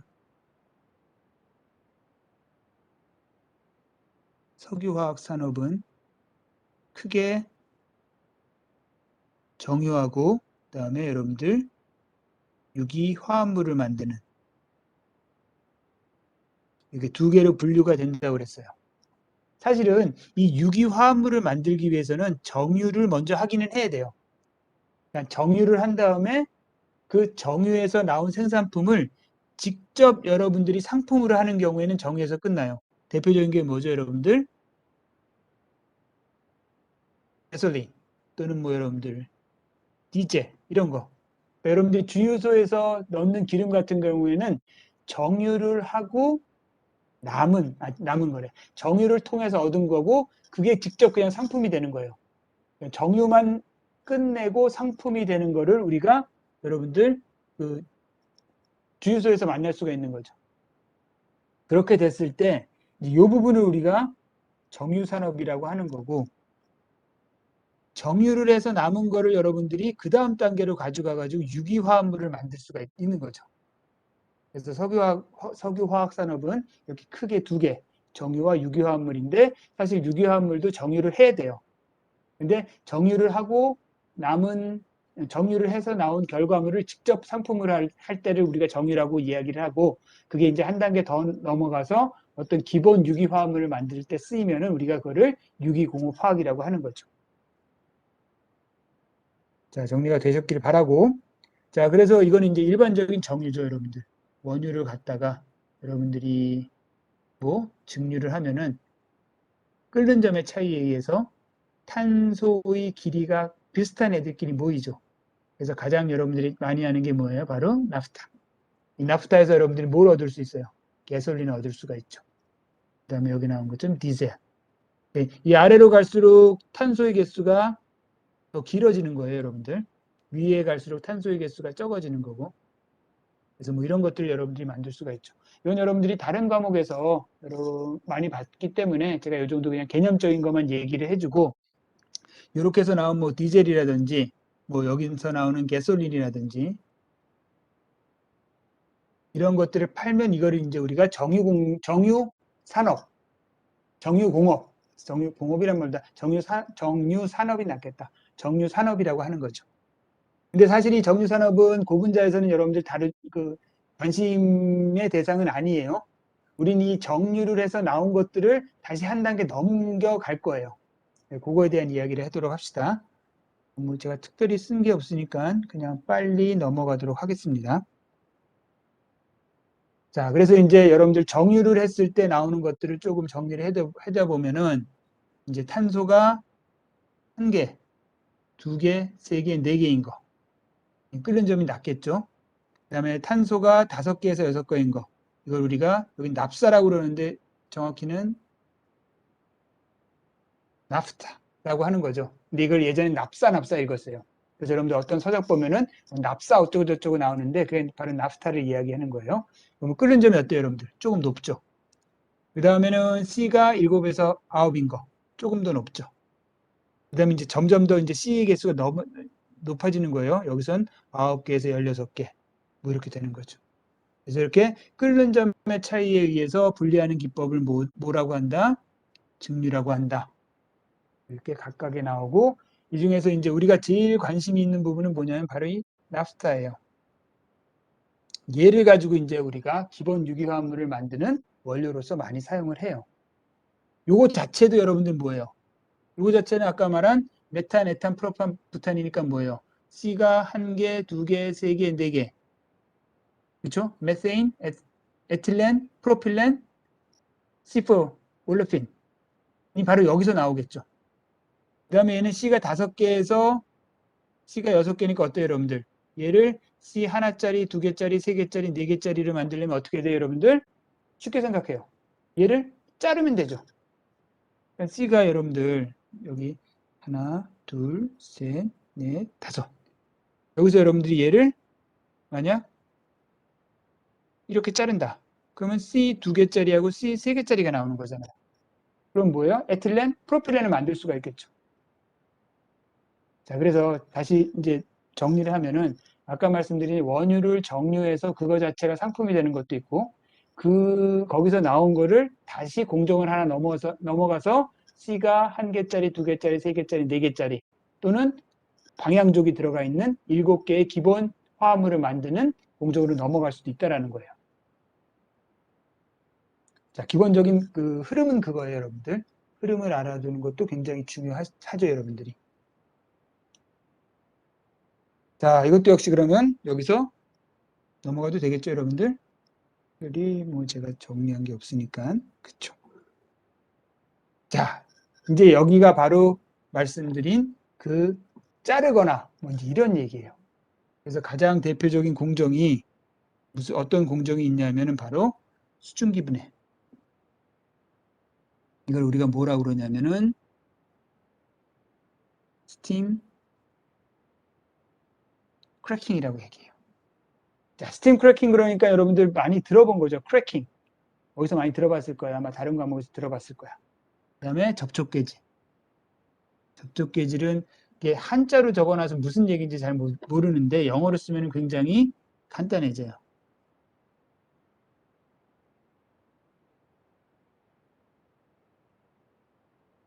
catalytic reforming이에요. catalytic이니까 뭐예요? 촉매를 사용해서 reforming, 폼을 바꾼다는 거죠. 모양을 바꾼다는 거예요. 그걸 이제 한자로 쓰면 접촉 계질이 돼요. 그래서 정류를 통해 나오는 기본적으로는 뭐냐면은 납타. 그러니까 C가 5개에서 뭐 한 9개 정도 되는 거라고 그랬죠. 납타나 아니면 아까 말씀드린 가스를 가지고 여러분들이 뭐를 만드냐 하면은 아까 말한 에틸렌, 프로필렌, C4 만들어요. 그리고 방향족이 달린 얘네들을 만드는 거죠. 이때 쓰는 공정이 뭐다? 스팀 크래킹. 스팀 크래킹은 쉽게 얘기하면은 자르는 거예요. 아까 말한 것처럼. 긴 탄소 사슬을 자르고 잘라가지고 우리가 원하는 개수를 만드는 거를 우리가 스팀 크래킹이라고 이야기를 해요. 자, 그 다음에 catalytic reforming은 뭐냐면은 catalytic reforming은 뭐냐면은 나프타라든지 이런 데 나오는 애는 여러분들 뭐예요? 기본적으로 선형이란 말이에요.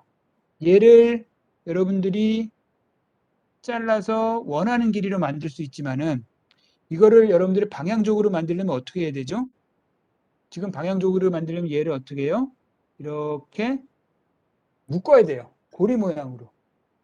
그 고리 모양으로 묶는 방법이 뭐다? 바로 여기 나와 있는 캐탈리틱 리포밍이라는 거예요. 캐탈리틱 리포밍이라는 걸 하면은 선형인 고분자가 아니죠. 선형인 탄소 사슬을 여러분들이 환형으로 만들 수가 있어요. 그래서 이렇게 환형으로 만들어서 벤젠이 만들어지기도 하고 CH3를 붙이면 톨루엔이 되고 CH3를 2개 붙이면 자일렌이 되고 이 자일렌은 CH3가 어떻게 붙느냐에 따라서 올소 메타 파라 뭐 이런 식으로 바뀔 수가 있죠. 여러분들 유기화학 시간에 아마 했을 거예요. 자, 그렇게 하고 또 다른 방법 중에 하나는 하이올리시스 게솔린이라고 그래가지고 게솔린은 아까 말씀드린 것처럼 C가 한 5개, 6개 되는 애들이에요. 얘를 여러분들이 분리를 하면은 거기서 벤젠이나 톨루엔도 만들 수가 있어요. 자, 그래서 정리를 하면은 정유를 통해서 나오는 뭐 C 1개짜리, 2개짜리, 3개짜리, 4개짜리 뭐 이런 애도 있고 거기서 나오는 납타, 주로 이제 납사를 가지고 주로 많이 해요. 납사를 가지고. 이 납사를 여러분들이 스팀 크래킹을 하거나 캐탈리틱 리포밍을 하면은 그 공정에 따라서 여러분들이 작은 개수의 탄소가 그러니까 C가 1개짜리부터 4개짜리를 만들 수도 있고 방향족을 만들 수도 있어요. 네? 자, 그래서 이제 여러분들 여기서 제가 여러분들한테 숙제를 하나 드릴게요.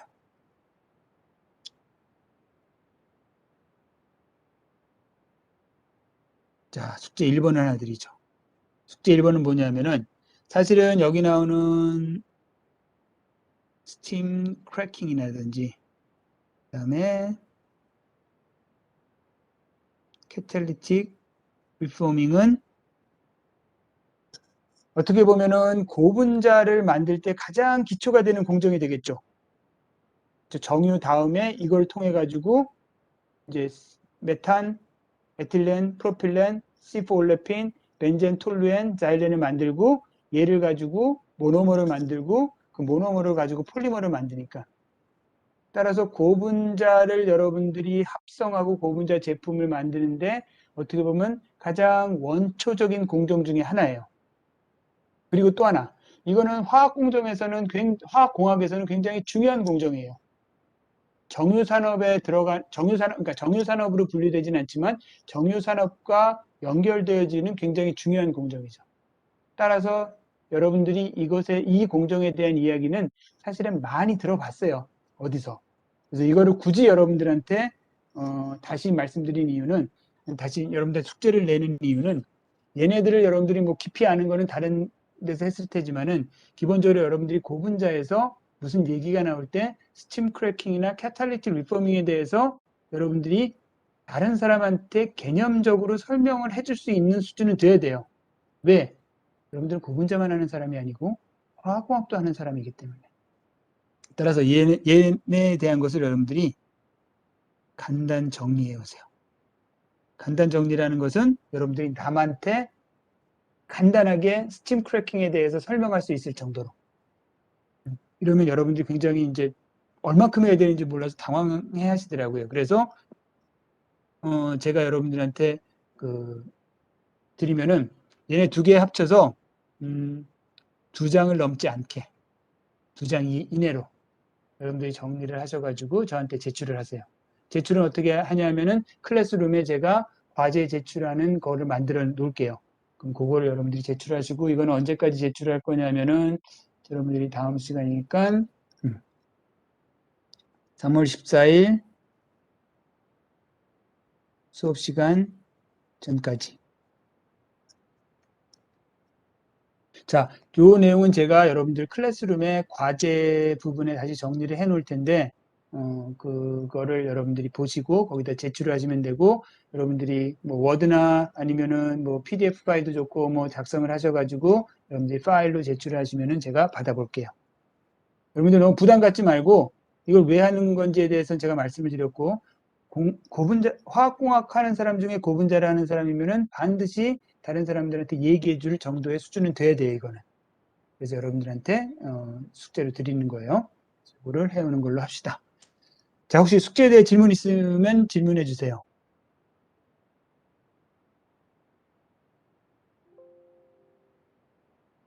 예, 특별한 질문은 없을 거라 생각을 하고, 자, 요거를 정리를 하기 전에, 요 다음까지 한 다음에 정리를 하는 게 낫겠다. 자, 이제 이렇게 해가지고 이제 여러분들이 스팀 크래킹이나 캐탈리틱 리포밍을 통해서 뭘 얻었어요? 그쵸? 메탄, 에틸렌, 그 다음에 C 3개짜리인 프로필렌, 그 다음에 뭐 부타디엔 뭐 이런 거 얻었어요. 그리고 방향적인 BTX를 얻었죠. 이제 그 다음에 우리가 해야 될 건 뭐예요? 이걸 가지고 일종의 모노머를 만들어야 되겠죠. 모노머라기보다는 고분자 원료를 만드는 방법을 알아야 될 거예요. 그러면 얘를 가지고 여러분들이 고분자를 만들 테니까. 자, 다시 정리해요, 여러분들. 우리가 이것까지 통해서 얘를 어떻게 만드는지를 알았어. 그러면 이제 얘를 가지고 얘를 만들어야 돼. 그럼 얘를 가지고 고분자를 만들 수 있는 거죠. 이제 그 부분에 대한 이야기를 하도록 할게요.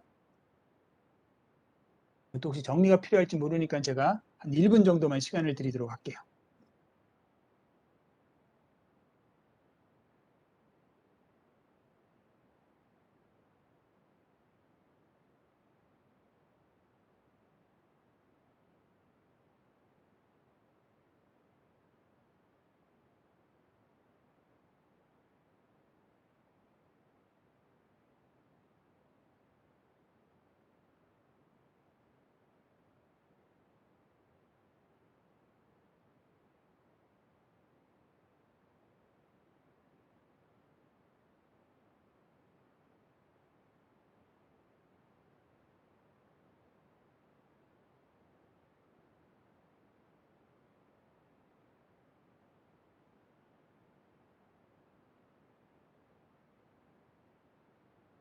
자, 다음으로 넘어가겠습니다.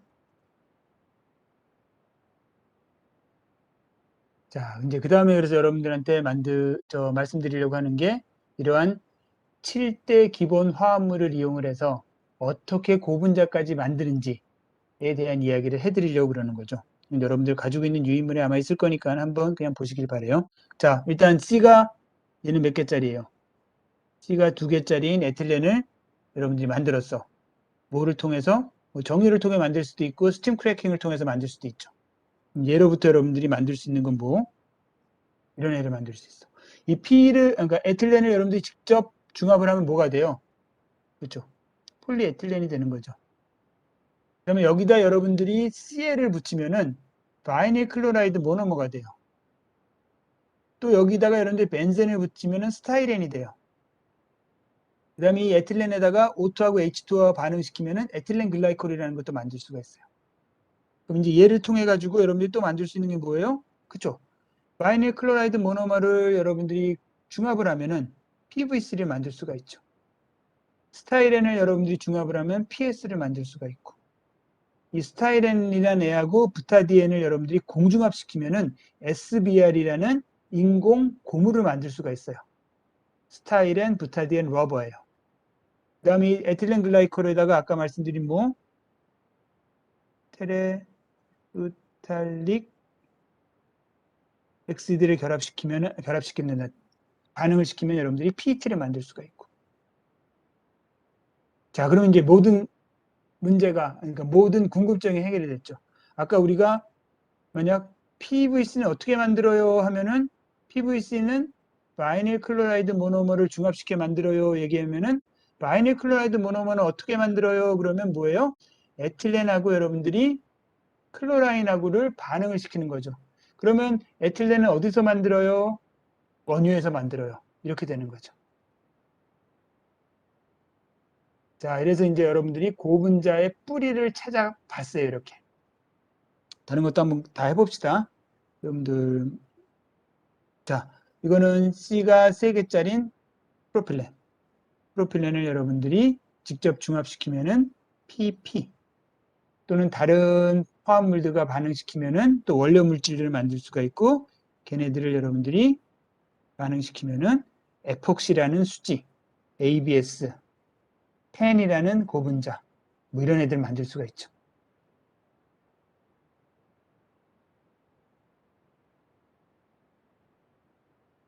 폴리모 이서 이런 애들 만들 수가 있고. 자, 또 봅시다. 다음은 벤젠. 벤젠이 이제 여러분들 BTX 중에 B에 해당되는 거죠. 고리형 화합물. 벤젠을 가지고 만들 수 있는 건 여러분들이 벤젠하고 에틸렌하고 결합시키면 에틸벤젠이 되고 얘가 뭐가 되겠어요, 여러분들? 그렇죠? PS가 되겠죠. 이런 식으로 여러분들 화합물을 만들어서 PS도 만들 수 있고, 나일론이라는 애도 만들 수가 있고, 그 다음에 페놀 포름알데히드 수지도 만들 수가 있고, 이렇게 여러 가지를 여러분들이 만들 수가 있어요. 나일론 66도 만들 수 있고. 자, 나일론에 이 숫자가 붙는 거는 나중에 저희가 엔지니어링 플라스틱에 대한 것도 여러분들한테 말씀드린다고 그랬죠. 그때 다시 좀 말씀을 드리도록 할게요. 네. 자, 됐고. 다음에 또, 자, 이 synthesis gas라는 거는 우리나라 말로 합성 가스라고 그러는데, 이 합성 가스를 무엇을 합성 가스라고 하면은 보통 이제 합성 가스 그러면은 어떤 가스를 합성을 해서 만들었다라고 생각을 하는데, 이거는 뭐냐면은 어떤 물질을 합성하는데 이용할 수 있는 가스란 말이에요. 보통은 합성 가스 그러면은 그 가스를 만들 때 합성을 한다는 얘기죠. 뭐 합성 원료 그러면 원료가 합성이 돼서 나오는 거죠. 그런데 여기서 신서시스 가스는 뭐냐면은 어떠한 새로운 물질을 합성하는데 사용하는 가스예요. 가장 대표적인 게 바로 메탄이에요, 메탄.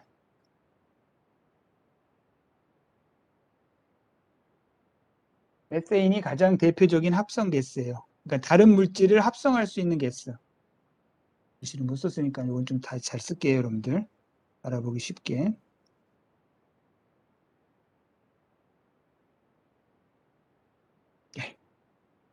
그럼 이 메탄을 가지고 여러분들이 메탄올을 만들어요. 사실 여러분들 메탄올 되게 우습게 보는데 여러분들 주위에서 쉽게 뭐 볼 수 있잖아요. 그런데 이 메탄올이 이 석유 화학 산업 있죠. 유기공업 화학에서는 굉장히 중요한 물질이에요. 사실 이 메탄올 가지고 굉장히 많은 물질들을 여러분들이 만들 수가 있어요. 그래서 메탄올이 굉장히 중요한 물질. 그래서 메탄올 가지고 여러분들이 뭐 반응을 하면은 에탄올도 만들고 아세틱 엑시드도 만들고 포름알데히드도 만들고 그러면 이제 얘를 가지고 또 반응을 시켜서 만들고 뭐 해서 결국은 뭐 PE도 만들고 PET도 만들고 뭐 PVA도 만들고 뭐 이런 애를 만들 수가 있죠. 자, 그래서 여기 나와 있는 많은 고분자 물질을 여러분들이 다 알지는 못하겠지만은 얘네들의 뿌리를 찾아가면 결국은 어떻다? 7개의 물질을 만날 수 있다라는 거고 그 7개의 물질은 원유로부터 나온 거다라는 걸 여러분들이 쭉 기억을 해 두시고 몇몇 중요한 것들은 여러분들이 어떻게 만드는지에 대한 거를 조금 그 흐름 그거를 여러분들이 알아두시는 게 필요하겠죠. 자, 그래서 요 정도로 해서 여러분들 그 고분자의 뿌리를 찾아서에 대한 이야기는 끝마치도록 하고 오늘 끝내기 전에 제가 요 말씀만 하나 드릴게요. 이거는 이제 그 뭐라 그럴까 여러분들이 이런 그 학문적인 내용이 아니고 사실을 이제 이거를 한꺼번에 가지고 있는 그런 회사가 우리나라에 있어요. 그러니까 이거를 한꺼번에 가졌다는 건 뭐냐면은 결국 아까 말한 것처럼 맨 처음 시작이 뭐였죠? 그렇죠. 원유를 가지고 여러분들이 뭐 예를 들어서 나프타를 만들고 나프타로부터 여러분들이 여러 가지 7대 기본 유기화합물을 만들고 이거를 가지고 여러분들이 모노머. 여기서 모노머라고 하는 건 모노머 자체가 아니고 고분자의 원료를 이야기하는 거예요.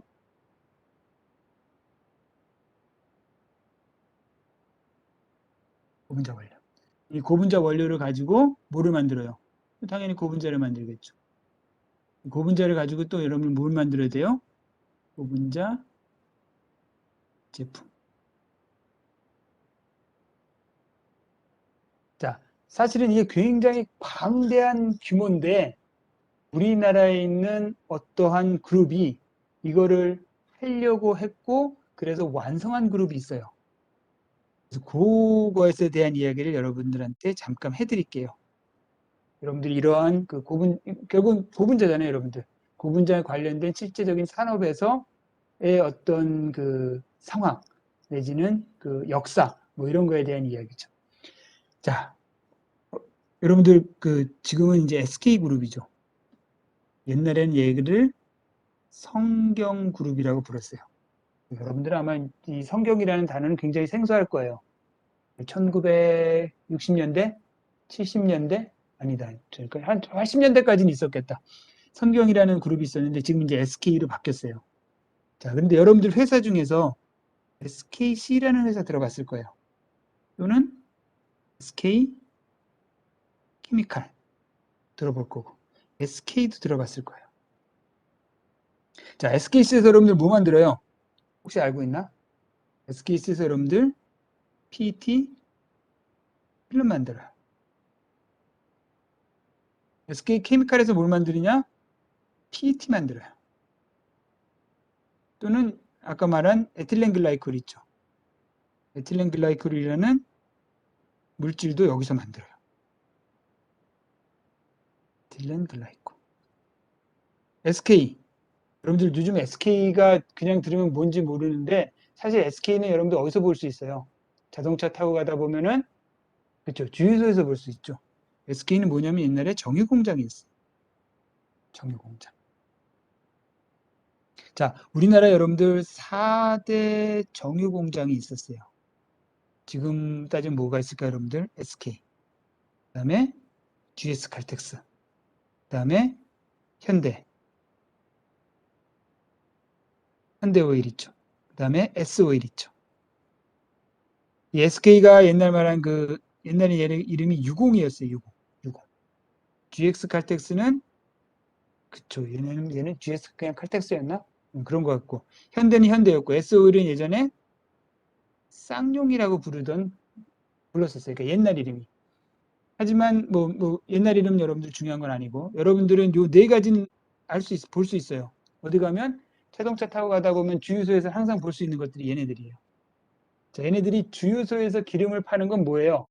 원유를 갖다가 정제를 해서 정유를 해가지고 가솔린을 파는 거죠.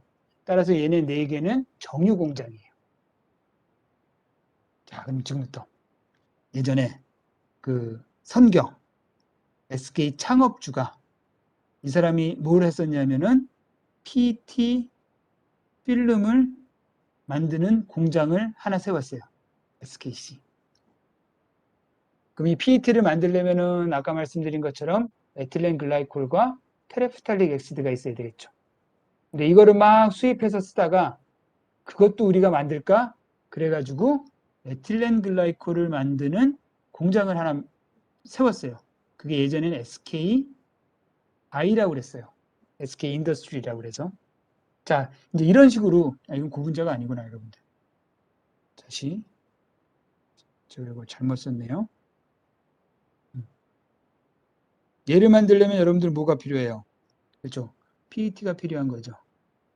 PET를 만들려면은 EG가 있어야 되고, 또는 테레프탈릭 엑스드가 있어야 되고. 그럼 얘를 어디서 SKI에서 이걸 또 만들고, SKI에서 이 PET도 만들었어요. 그럼 결국은 이 회사가 가져야 될 게 뭐였어요? 원유를 정유할 수 있는 정유 공장을 가지면은 이거를 그때 뭐라고 그랬냐면은 수직 계열화라는 이름으로 붙였는데, 그러니까 나는 처음부터 시작해서 끝에 제품까지 다 만들 거야. 라는 목표를 가지고 이제 선경이라는 그룹이 이 수직 계열화를 시작을 했어요. 왜? 밑에 이 부분은 자기들이 가진 게 있으니까 결국은 원유를 정유할 수 있는 정유 공장만 가지면 되는 거였죠. 그래서 이때 성경이 뭘 했냐면은 이 유공이라는 거 있죠. 유공이라는 회사를 사실 유공은 국가 정유 공장이었어요. 1960년대, 70년대만 하더라도 우리나라가 그렇게 잘 사는 나라가 아니었기 때문에 모든 그 큰 사업들은 개인들이 하기가 어려웠고 국가 주도로 했었어요. 따라서 정유공장이라는 건 여러분들이 지금 보면 알겠지만 굉장히 어마어마한 규모의 공장이죠. 그거를 감히 개인이 할 생각을 못했다는 거죠. 그래서 국가에서 주도적으로 유공이라는 정유회사를 차려놓고 유공에서 정유공장을 돌렸어요. 근데 이 정유공장을 돌리려면 기본적으로 여러분들 뭐가 필요해요? 원유를 사와야 되겠죠, 원유. 원료가 있어야지 공장을 돌려가지고 제품을 만들 거 아니에요. 그렇죠?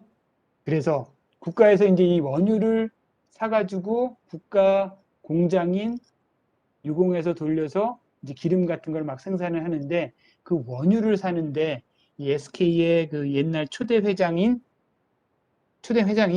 이 사우디아라비아하고 굉장히 긴밀한 관계에 있는 사람이어서 그쪽 인맥을 동원해가지고 우리나라의 원유를 아주 안정적으로 적당한 가격에 들어올 수 있는 그러한 그 관계를 만든 거예요. 그러면서 이제 국가에다가 나 이 유공다오, 뭐 그냥 공짜로 달라고 그런 건 아니겠지만은 유공을 주면은 내가 이러한 그 중동 지방과의 관계를 잘 이용해서 우리나라의 정유 산업을 제대로 하겠다, 제대로 발전시키겠다라고 해서 그게 딜이 먹혀가지고 이 유공이라는 회사를 이제 인수하게 돼요. 그럼 결국은 어떻게 된 거예요? 유공을 인수했죠. 그러면 바로 이 수직 계열화를 완성을 하게 된 거죠. 지금도 보면 SK 보면은 그 정유 공장 가지고 있고, 그다음에 아까 말씀드린 것처럼 뭐 SKC 같은 데서 PET 필름도 만들고, 그다음에 뭐 에틸렌 글라이콜 같은 유기화합물도 생산하는 공장이 저 울산에 있고 그래요. 그래서 우리나라 기업 중에서는 유일하게 이러한 어떠한 그러니까 원료부터 제품까지 이런 수직 계열화를 이룬 회사가 이제 구성경, 지금 이 SK 그룹인 거죠. 여러분들이 사실은 뭐 이런 얘기는 화학공학과를 나오면은 알고 있으면 좋은 얘기죠. 이 화학공학과와 굉장히 여러 가지로 밀접한 그룹이 이 SK예요. 삼성, 현대, 뭐 우리나라 굉장히 좋은 기업들 많지만은 그래도 그 중에서 이런 화학공학과에 뭐 많이 연관된, 많이 밀접한 관련이 있는 그룹은 이 SK라고 저는 생각을 해요. 제가 이 SK에 대해서 이렇게 자세히 알고 있는 이유 중에 하나가 제가 예전에 이 홍익대학교 오기 전에 이 SKC에서 근무를 했었어요. 5년 정도 근무를 하면서 그때 제가 했던 게 뭐냐면은 에틸렌 글라이콜하고 PET를 중합을 시켜서 PET를 만들고 그 PET를 가지고 PET 필름을 만들고 이제 이런 일에 관련되는 일을 했었거든요. 이제 그러면서 사실은 이제 이렇게 큰 그룹 같은 경우에는 처음에 신입사원으로 가면은 그룹 연수라는 거를 해요. 그러면 그룹에서 하고 있는 일들 또는 그룹의 역사 뭐 이제 이런 것들에 대한 것을 이제 교육을 시키거든요. 그때 이제 저도 이런 얘기를 들었고 사실은 그 당시에 이런 얘기를 들을 때만 하더라도 크게 이게 와닿지 않았는데 제가 이제 학교에 와가지고 여러분들한테 고분자를 가르치고 또 화학공학에 관련되는 다른 과목들을 가르치다 보니까 뭔가 이런 그 연결고리 이렇게 좀 크게 볼 수 있는 그런 기회가 생기더라고요. 그래서 봤더니 그때 이 SK에서 이런 걸 했던 것이 굉장히 대단한 일이었구나 하는 생각을 하게 되고 이 화공과 하는 사람들은 이 SK에 가면은 정말로 여러 가지 할 일이 많겠다. 이제 이런 생각들이 들기 시작을 하더라고요. 그래서 뭐 여러분들 나중에 아니죠. 이제 여러분들 얼마 안 있으면 취업 막 여러 가지 해야 되는데 그럴 때 이 SK에 들어가는 것도 한번 생각을 해보세요. 근데 사실 요즘은 문제가 뭐냐면은 정유업계가 어느 정도 포화가 돼가지고 더 이상 사람을 많이 안 뽑더라고요. 제가 대학 졸업할 때만 하더라도 정유공장이 꿈의 직종이었죠.